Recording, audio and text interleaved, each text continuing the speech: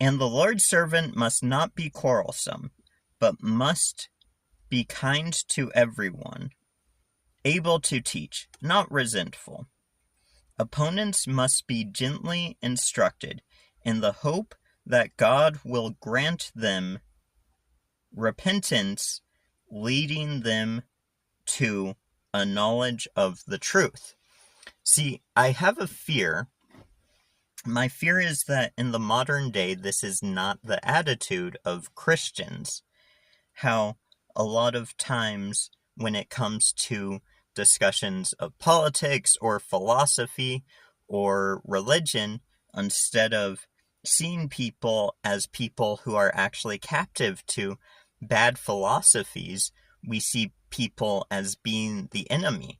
Now, I believe that everyone is inherently sinful, is sinful by nature, but I also believe that everyone is made in the image of God and is a valuable person because of that. So instead of seeing people that we disagree with philosophically or theologically, we we paint them as the enemies, and I think we ought to not do that, but rather we ought to see them as brothers being held captive um, by a trap that the devil put them in, the trap of a bad philosophy. And we need to treat them with kindness, because I feel like the more we paint opposite beliefs and stuff like that as the enemy, the less safe it will be to have conversations. Um, and it's like look at Charlie Kirk, right? And I think like we need to, because a lot of people would say, "Oh, well, that's those evil leftists that are doing that."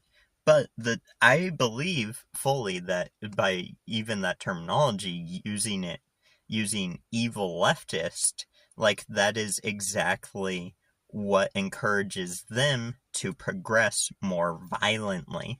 So anyway, what do you think? I thought about this passage, and I thought this is what the world needs right now. It needs less endless arguments and more Christians willing to have conversations. I love to hear any contrary or agreeing opinions if you want to comment on this short. But thank you so much for watching. And please stay in the Bible. Don't base your life philosophy on politics and stuff like that. Bible